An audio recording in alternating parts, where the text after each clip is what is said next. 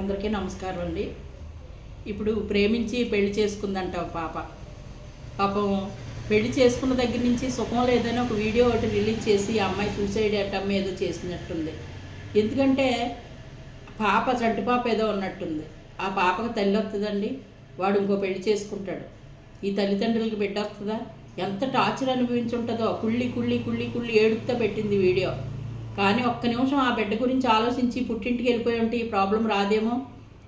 అది ఎందుకు ఆలోచించలేదో ఆ చిన్న తల్లి.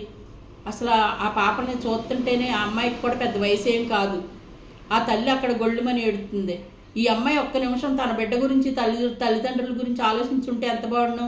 పిచ్చి ప్రేమతోటి ప్రేమ పెళ్లి చేసుకుని నరకం అనుభవించి ఇంకా భరించలేని పరిస్థితికి వెళ్ళిపోయి ప్రాణం ఇసుకుపోయి చేసిన పనే కరెక్టే. కానీ అది తప్పు. నీ బిడ్డకి తల్లి రాదు, నీ తల్లిదండ్రులకి బిడ్డ రాదు. అతని గురించి ఆలోచించడం అనవసరం కదా. చేసింది తప్పే. రియలైజ్ అయ్యి నువ్వు కష్టపడి బతకాలి, లేకపోతే నా తల్లిదండ్రులు నేను ఉండాలి, నా బిడ్డను పెంచుకోవాలనే ఆంక్ష పెట్టుకుని ఒక్క నిమిషం ప్రాణం తీసుకునే ముందు ఏ తల్లులైనా సరే బిడ్డల గురించి ఆలోచించండి అమ్మా. మీకు చేతులు ఎత్తి మొక్కుతున్నాను నేను. ఎందుకంటే బిడ్డలు అనాథలు అయిపోతారు. వాళ్ళకి తల్లి రాదు, తండ్రి రాడు. ఎందుకంటే ఇటు అటు కూడా ఇబ్బంది అయిపోతుంది. రేపొద్దున్న ఇంట్లోనూ చూడవలసిన వాళ్ళు ఎవరుంటారు? పెద్దవాళ్ళు రోజు కూర్చోరు కదా. వాళ్ళ వయసు అయిపోయిన తర్వాత వాళ్ళకి ఇబ్బందులు ఉంటాయి. అందుకని మీ బిడ్డల గురించి మీరు ఆలోచించాలి. ఏ తల్లి అయినా సరే సూసైడ్ అటెంప్ట్ చేసేటప్పుడు బిడ్డ గురించి ఆలోచించి 10 నిమిషాలు పక్కకి వెళ్ళిపోవాలి. భర్తతో ఇష్టం లేకపోయినా భరించలేకపోయినా పుట్టింటికో లేకపోతే నీకు నువ్వుగా బతకటానికో నిర్ణయం తీసుకోవాలి తప్ప పిచ్చి ఆలోచన అనేది అస్సలు పెట్టుకోకూడదు.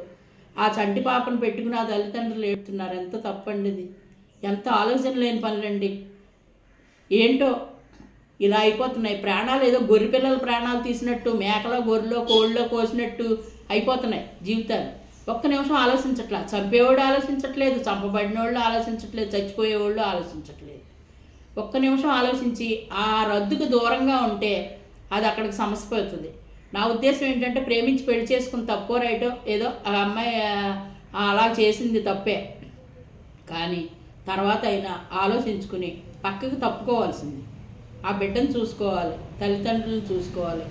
తల్లిదండ్రులు ఒకవేళ రానే ఉన్నవాళ్ళు, కోపంలో ఉన్నవాళ్ళు ఉంటే పక్కకి వెళ్ళి బతకాలి.